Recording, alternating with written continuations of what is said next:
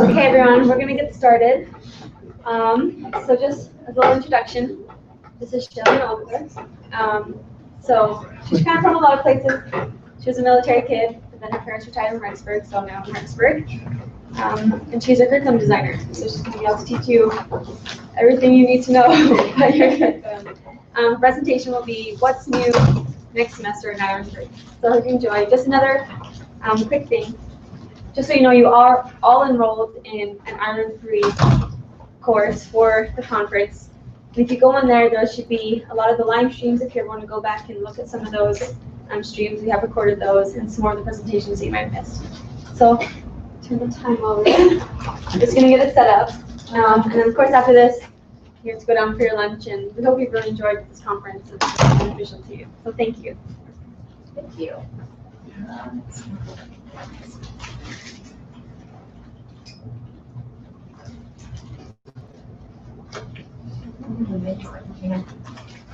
Do you have a cord? Okay.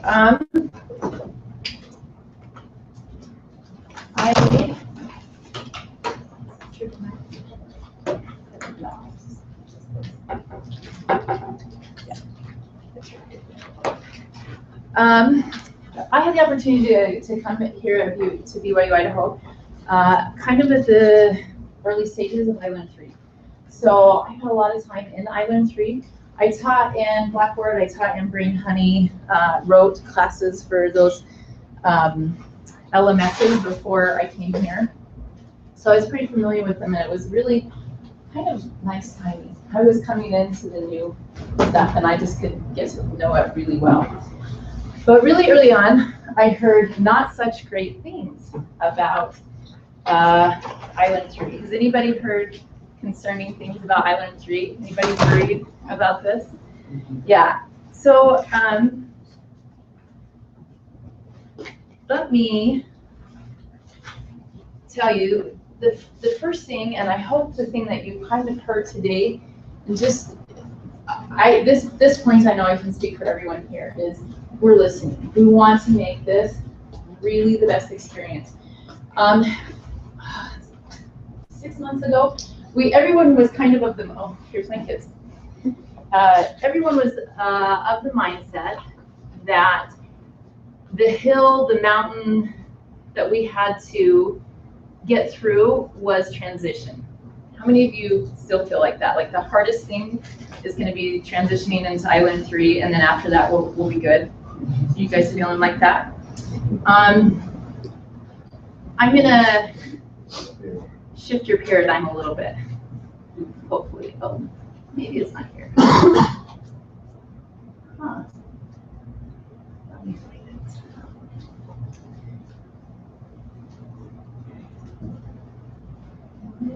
Well, it was here this morning.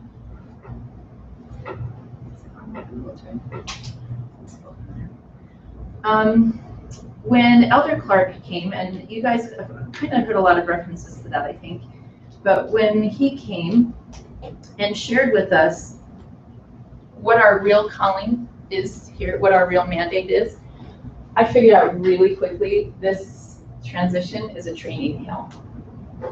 It's not the mountain that we're going to climb. We have a big mandate, and it's an amazing work, but we really need to get our classes in good shape, right? You guys feel that, I think, personally in your moment, in your class, in front of your students, right? You want to get it working well for you, but we also need to get the whole system working really well. We're working on building 100 classes with LDS Business College on top of our portfolio and on top of the scaling. I mean, I think you guys can sit in these meetings and just get a little taste of the scaling that we're looking at, right? So we've got to get this just absolutely crystal clear. So we know, first of all, that you know, and not us, that you guys are the boots on the ground, and that the best information comes from you guys. There's nothing, I love nothing more than when I talk to a course lead and we're working on fixing a class, some issues going on in it, and they say these magic words. The OCR really knows what's going on. Yay! You mean I can talk to them? Because every once in a while, is like hard to get to that point. But most of the time, it's not hard. You guys do know what's going on. The instructors know. You guys are on the ground. So we, with that, I'm going to just talk about some of the problems that we've found, some of the things that we've built and are / in the works, and then I'd love to answer questions about that. And some of you were in my last presentation, so I'll go through some of this a little bit quickly. But one of the sticking points, the big sticking points, was due dates. Just getting those figured out, getting them the information to the students. The fact that they don't scale so that it's not midnight local time, that's very confusing. It's confusing to instructors, it's confusing to students. And so here's just a little quick snapshot. If it's 11 p.m. Saturday night, and the reason we use that is, I'm sure you guys are all aware, at 11 p.m. many Saturday nights, there's an update that runs. So how many emails do you get between 11 p.m. and 11:59 p.m. on Saturday night that says, I can't get an turn anything in, right? So that right there, you know what? Talk to your course lead. Is there a reason that you need midnight? Because probably not. Probably you need 11. It's not scaling anyway, right? It's 4:30 p.m. in Sunday in Australia anyway. So, hey, can we move that to 11 o'clock so that every time the update runs, you're not getting 100 emails?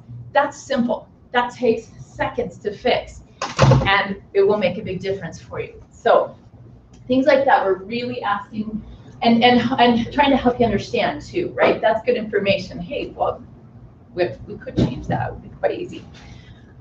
There is no due soon list for those of you that aren't in it yet. That's a sticking point that a lot of students get really frustrated with. When you can't check it on the calendar and it falls off. That doesn't exist. Another fun point is the calendar. There's 6 different types of dates. 6 different, not one due date that just shows up and does different things, but 6 different types of dates. So getting the right ones on there, that's important. So we built some things to address that, and one of them is this page, and it's called How to Understand Due Dates. In the literature, in the curriculum, we can't say Tuesday, Thursday, Saturday anymore. So you're going to see due date 1, due date 2, due date 3, or midweek, end of week, if you had like a Wednesday, Saturday, Tuesday, Saturday setup, okay?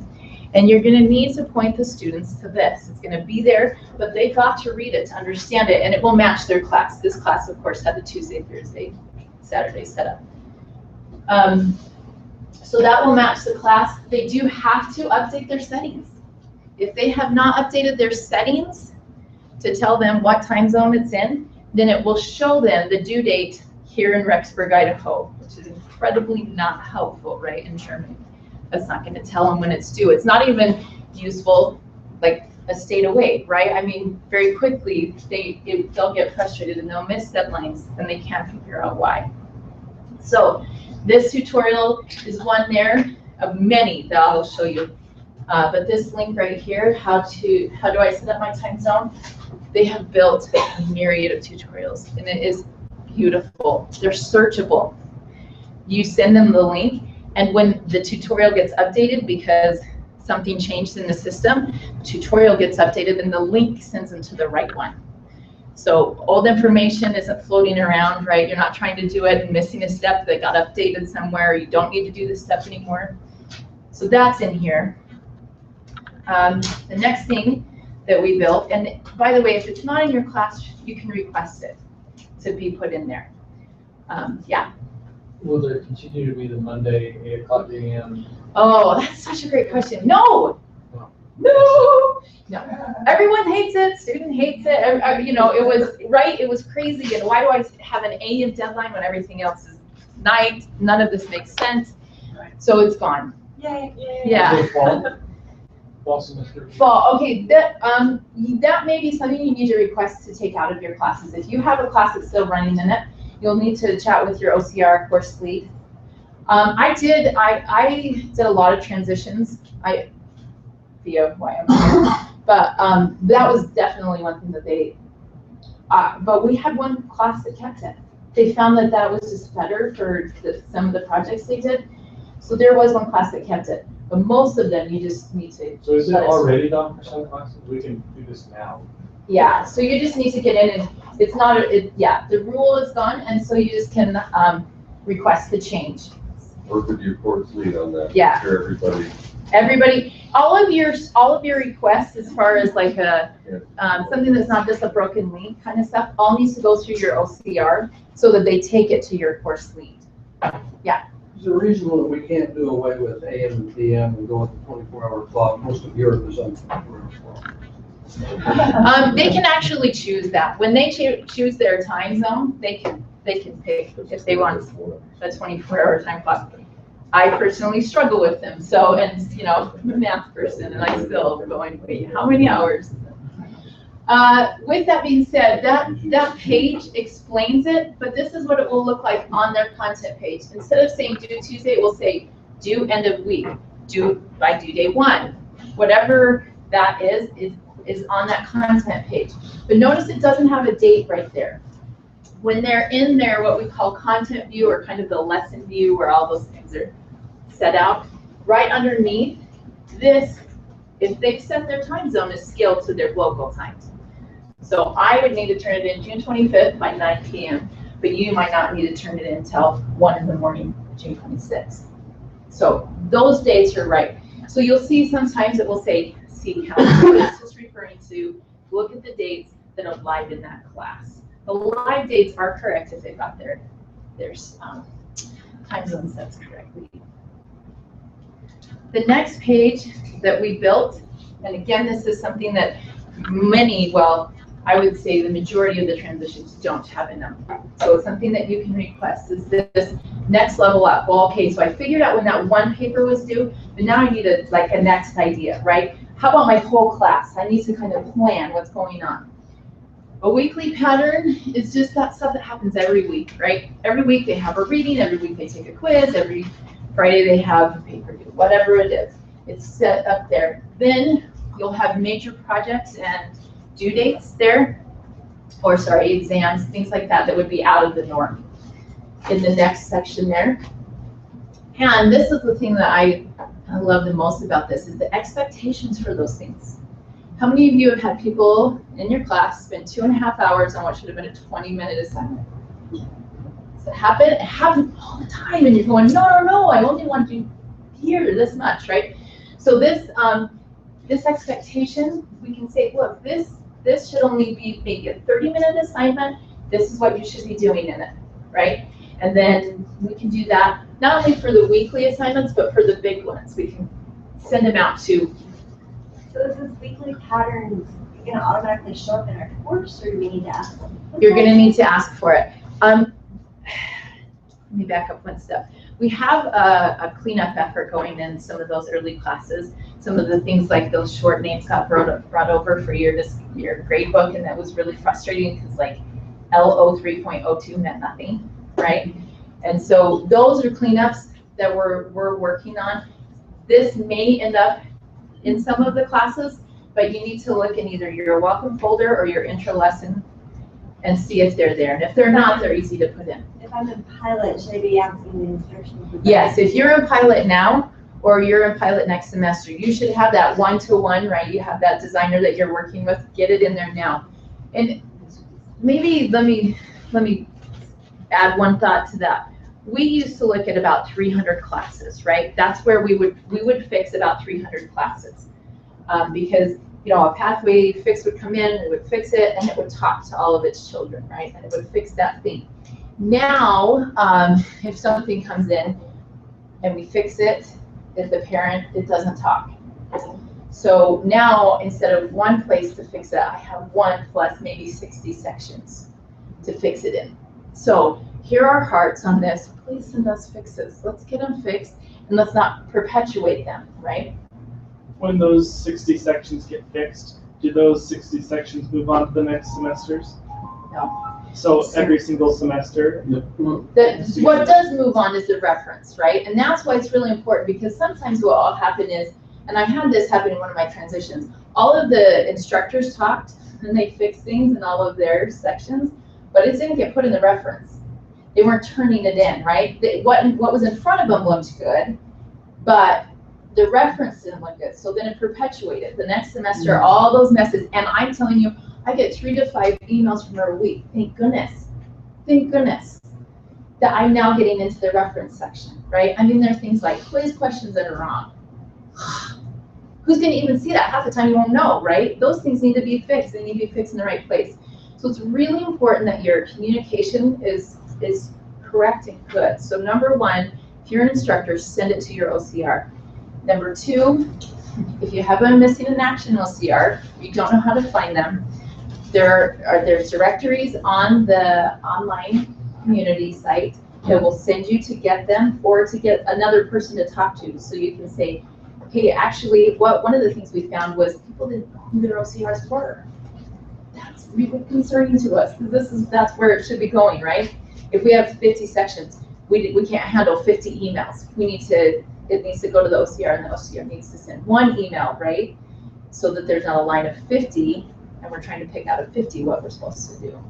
I'm the pilot and the OCR. All of the changes I'm getting are being made to a master, so everything Right. will ripple on down.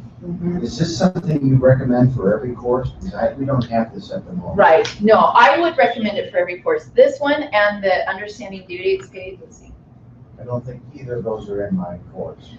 And that's one of the reasons that we wanted to talk about it today, because they're not there in most courses. They're fairly new. They were changed to the template, which means they'll go into new classes.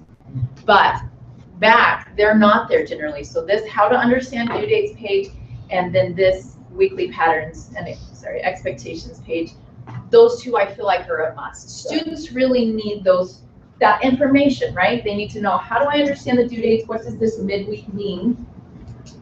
Yeah. As we talked with our course lead, many times they don't understand. Who do we? Okay, Who does the great. course lead Thank you, request? Katie. So there is a vast difference between a fix. There's a broken link in here, right? And I just lost the word. An improvement. Thank you. A redesign is what's in my head, but that you don't want that. And an improvement. Okay. So when you, as an OCR, turning in a ticket, you need to flag it as an improvement. But your course lead, this is where you're going to get in a short line. So Steve Willis is who your course lead talks to. Steve Willis is who they'll email, and they can say to him, look, this is what we're looking at. And we have everything from, the short names in this grade book are a mess. And my students don't know what they mean. Frankly, I don't know what they mean. I had an instructor that printed them all out and then had to write a key for herself. What? No, let's fix this. But I think sometimes people just don't know. They're thinking that's just the new system. It's just Island 3. No. It was just a conversion. Things got numbered and that's how they got put in. But that's just a conversion issue. Ask us if you don't know. If you have a pain point, ask us. Send it in. And maybe the course leads don't know, frankly, yet. I don't know. This is a pain point, but I don't know if it's something we can fix. Send it in. Yeah. Now, this semester is new to me as an OCR. Yeah. We're in I Learn 3 in this class. Now, we're finding that in the conversion from I Learn 2 to 3, there was just a myriad of little bitty stinking things where maybe a reference chapter 8, well, it should have been chapter 9, and things of that nature, editorial. Now, what do we do with those? Do we need to go back and pick all those up from this semester and send those in? So you shouldn't, if you're in pilot right now, you should be working with a designer. Do you have a designer that you're emailing and they're fixing? This class has already been going under I Learn 2, and they converted it to I Learn 3. This is the first semester in I Learn 3. Okay. And then we're finding a lot of these little. So do you have a designer that you're working with? I'm not personally, the league has been working with it. Okay, that's where they need to go. They need to go to your designer. There's normally one line, right? There's one line and it goes through course improvement. You turn in that ticket and you say, here's an improvement that needs to be made, that we just got this pain point and it's not just a broken link, right? We've got this pain point and we need some designer time to sit down. And frankly, sometimes, honestly, we don't know how to, you don't know how to fix it, right? But I know that every time I get to Unit 3, I kind of want to gnaw my leg off because there's this ridiculous thing, right, that I'm dealing with. you know that, say, boy, this is a pain. And there's 1,000 reasons, from conversion to just it was done in the classroom that way to we just don't know it's a pain point, it hasn't been turned in. And we can sit down and work through it. We get a hold of that course lead, and the course lead and the designer and the OCR can sit down and say, okay, what are we really looking for here? What's the pain point? Sometimes it's just an outside technology that was in place that frankly doesn't need to be used anymore. Sometimes it's a super easy fix. Like the grade book, that is an easy fix, frankly, that would just save hours and hours on your end, right? It does take a little bit of time on our end, but frankly, it's a little bit of time and just absolutely worth turning in. So that's the normal line. When you have a pilot, when you've transferred from iLearn 2, your first semester in iLearn 3, and I was talking, we've got several people here that their OCR and the instructors will be all together in their first iLearn 3 this next semester. So they're going to have an OCR in 2 or 3 sections. We did make sure that they were smaller, so there's not like 50 sections, right? It's not Pathway that's doing that, or Math 108 or something that has really big section counts. But smaller, that's the case. But you have one line. You'll be standing in front of one designer. I have 8 that I'm hand holding. We talk every week. You turn in the stuff there. They know that class, and so that's also a good time to clean up pain points, to really get them good. And we want to get them good. We want to make sure you guys are in a place that it's not a problem for you, and we want it scalable, right? We need to make sure that if a brand new teacher came into this class, they could run it without having, any more than just normal learning the system kind of questions. Do we have more questions there? This next one, and your question was, does this need to go in my class? This one I think is more personal preference. This is a student study plan, and it's just one bigger step out. It is put everything together, all the ideas together. I'm taking 4 classes, and I'm in the women's presidency, and my kids are in dance, and I have a life, which is what happens most of the time with our students. This is right here. There's a template, and they go through and they put all that stuff together. And sometimes it's kind of that, I don't know what else you call them, coming to Jesus moments. So we call them in the mission field. Sometimes people don't like that here.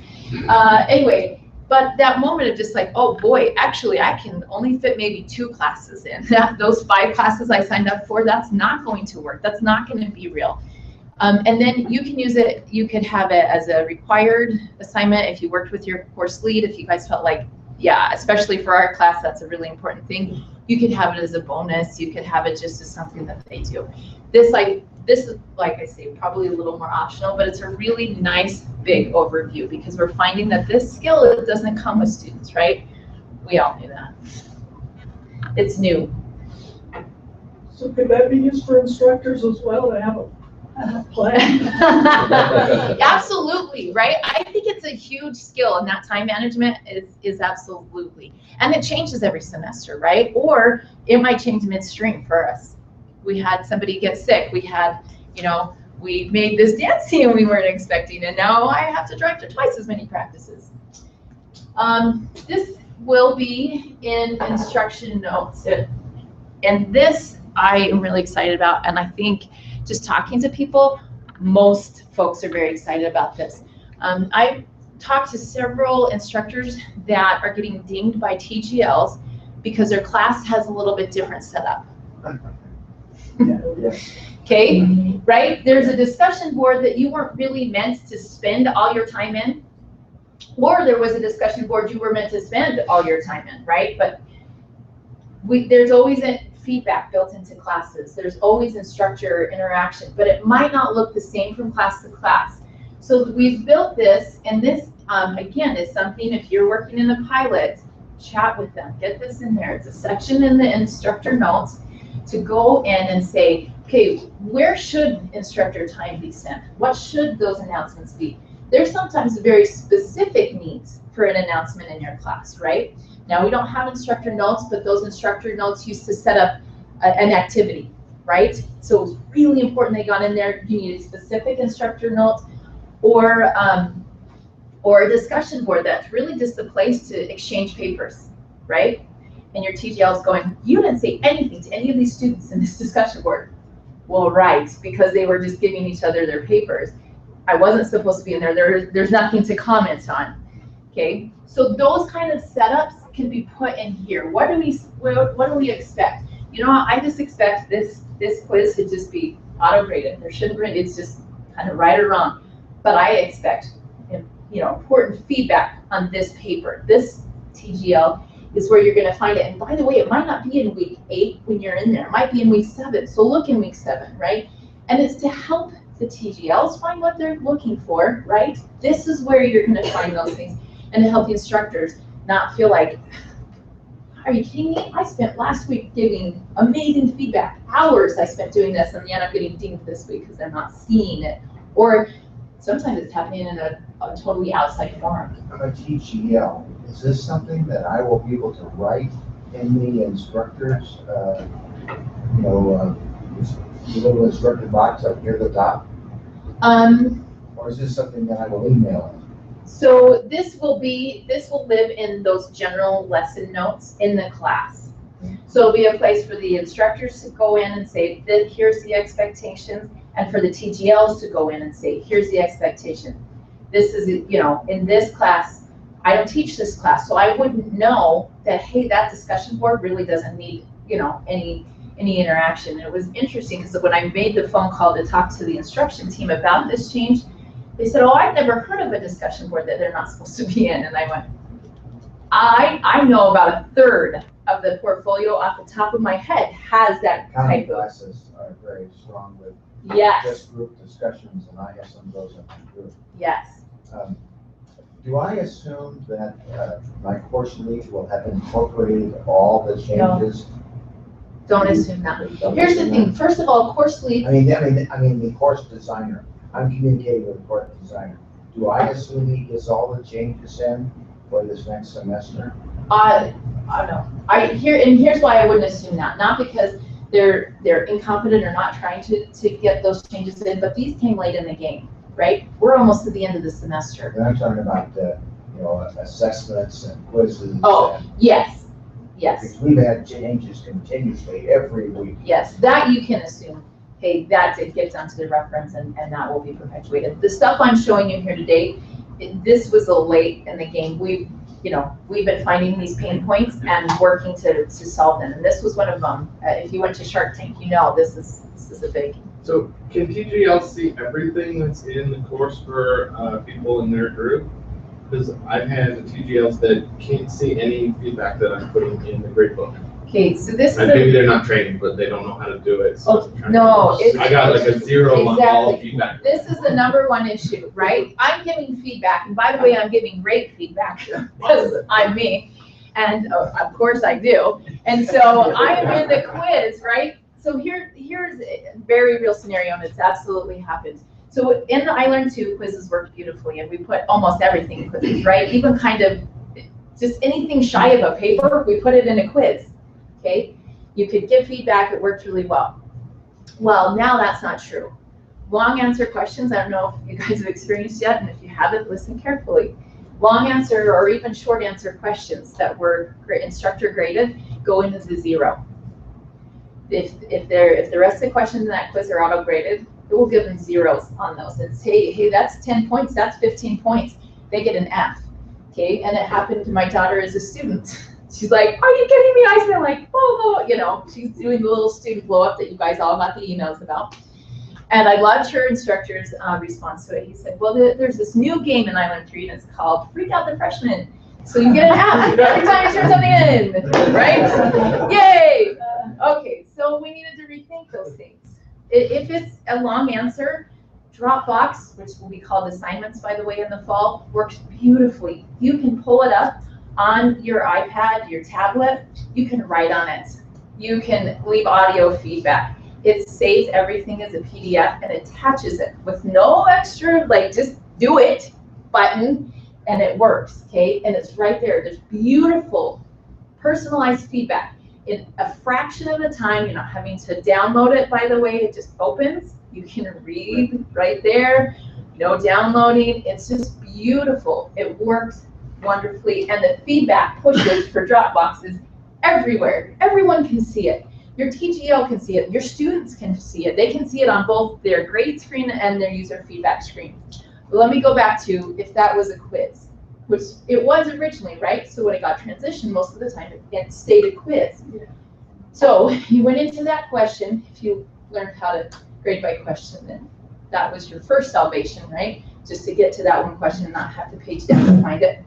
So you got there and you left good feedback. I mean, you spent half an hour writing all the, like, by the way, could you just take English class before you sign up for this, right? And then you say that feedback, they get the grade, and they go in the grade book, and they can't see it. And then they go to user progress, which makes no sense, right? So students, user progress, doesn't that mean I turned it in, I'm done? Progress, done, it's a bar. Why is, right? So if they know to go to user progress, then they open up the quiz, and it's still not there. They have to drill down into the question for that quiz to see their feedback. Okay, so here, this is what we're seeing. Some of it is just simply design. We can help you a lot, but some of it is that TGL is just not going to see that amazing feedback that you left. And it's not the TGL's fault, and it's not your fault, but it could be a design fault, or it could be, hey, sometimes it just happens outside. If you're in accounting, there's a lot of stuff that happens outside the class, the LMS system, and they need to know that, hey, this is where we had that discussion, or we're using Perusall, and we've been in there, and they've been having stuff, and they're talking, but you can't see it. This is how you can see it. The other thing this does for us is it makes sure that that a TGL can see it, right? If we're expecting them to be in there, then we can give instructors a little more information. Hey, make sure this is where you leave your feedback in the right box so everybody can see it. I think one thing that would be helpful to add to that on this whole feedback thing, some of us just came from Micah Murdoch's presentation about feedback. And if you go into the help guides, and if you don't know where to find the help guides, we're going to talk about them. Yep. If you searched under feedback, and then there's like some tables in there that Micah has created that shows, okay, if you leave feedback here, this is where students find it, and it's really, really clearly lined out. So use that as your guide, and then maybe send an email to your students. This is where you're going to find the feedback, and maybe copy your TGL. Yeah, and copy your TGL so they know where to look. Right, because they're not just in one kind of class. It's not going to be really inherently obvious, and they might not even be in all of the sections of that class. So sending that information, communication is really key. Another sticking point we have, students are missing announcements in the iLearn 2. They are missing, frankly, class content, and they're completing activities with no background. They're clicking into the discussion, and they're just talking. Hey, what'd you do this weekend? Oh, not much. What'd you do? What are you doing in here? That's not what's supposed to be going on. Well, why is that happening? Right now, these are the two kind of front doors. This is that overall front door. Is it really inherently obvious to you how to get into your class? No, it's not, right? Some of this we discovered at grassroots level when I signed up to take a class. And I went, are you kidding? No wonder students can't get it.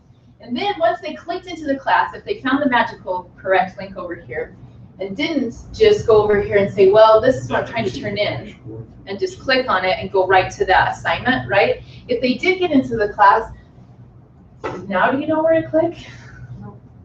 No, we're supposed to click on content. What does that mean? Okay, even in this circle right here, if I pulled you and said, what does content mean? We'd have like 3 different definitions, right? Because a course lead version of content and your version of content and the student version of content are all different. So again, the most intuitive thing to do is to click in on this. Click on the calendar and go right in. Now, here's the issue. So I went right to the assignment. Here's the quiz, and I click that blue link, and I can take the quiz. I don't know what it's over. I have no context for it. I didn't have to read the chapter to get here or even get into the lesson notice. Okay?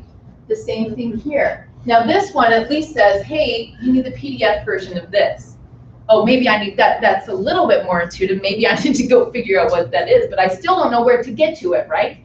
Because my link is still called content. One easy fix we found is just to put instructions for, well, here's your link. You can at least get back into the instructions, right? That helps a lot. And then this is what we're working on.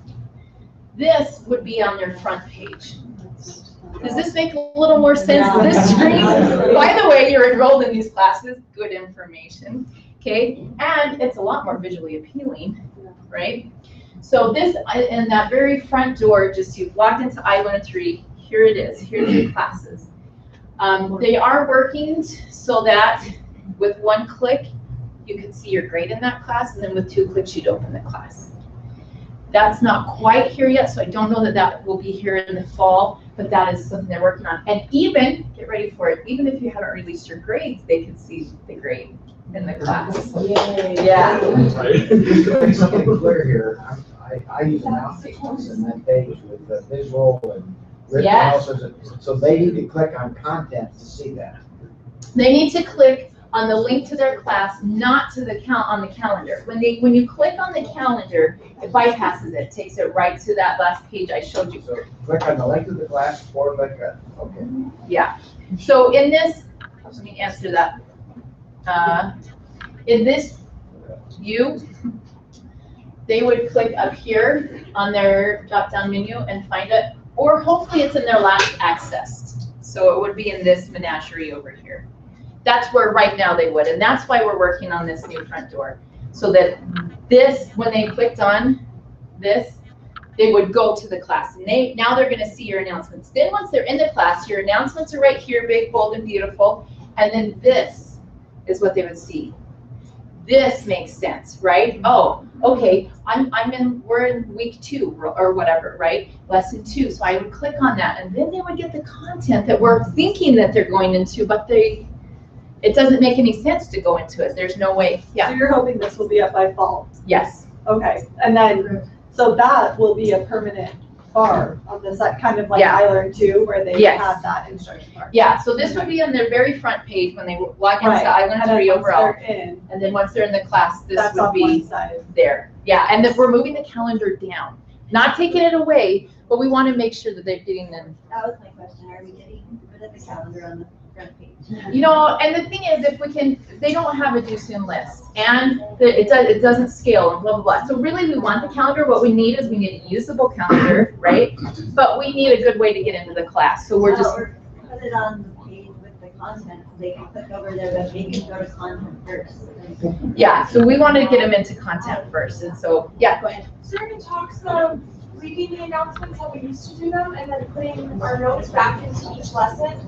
There actually are ways to put notes at the top of a lesson.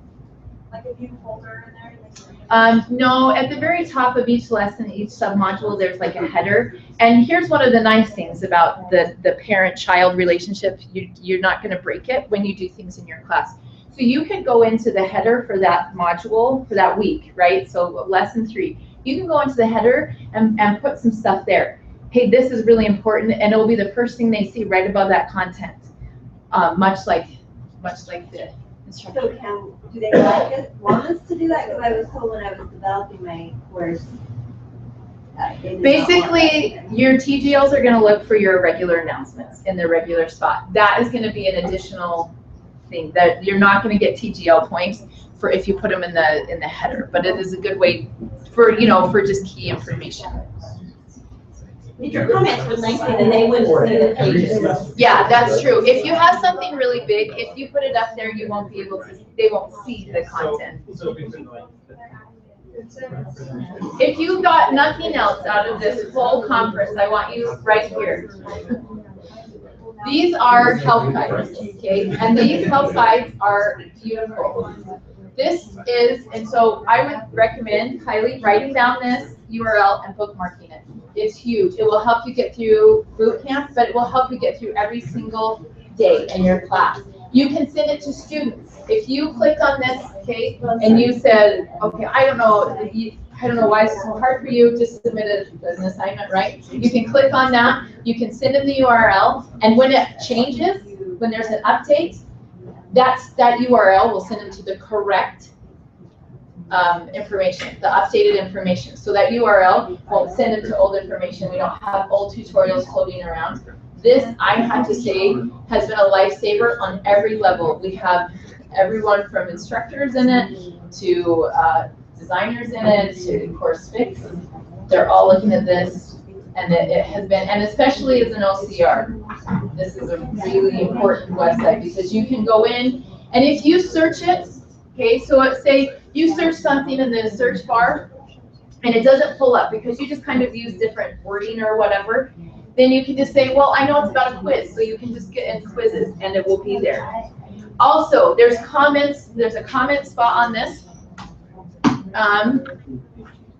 At the end of each article, very, very intuitive, step by step. At the end of each article, there's a place to comment. Now, these go privately to the curator of this, and just say, hey, you know, I searched it this way and it didn't come up. Could we tag it with these words, right? That are just kind of maybe more words that aren't, you know, you just kind of get into this speak, right? And we have a word that we're using, but really that's not what students call it, so it's not what you call it. Send that in. And by the way, if this didn't quite hit what you wanted, you needed a tutorial about something else, send that in.